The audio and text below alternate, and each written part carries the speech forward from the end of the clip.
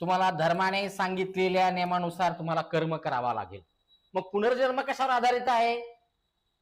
तुमच्या कर्मावर आधारित आहे.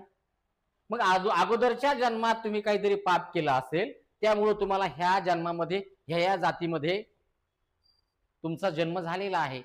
त्या ठिकाणी धर्माने सांगितल्यानुसार तुमचं कर्तव्य आहे. इथं काय आहे? कर्तव्य.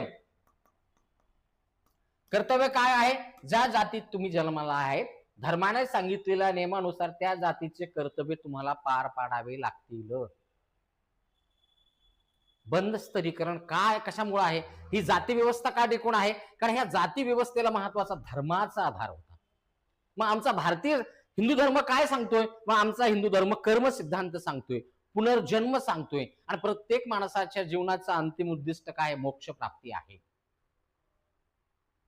काय आहे अंतिम उद्दिष्ट? मोक्ष प्राप्ती. मोक्ष प्राप्ती कोणाला आहे?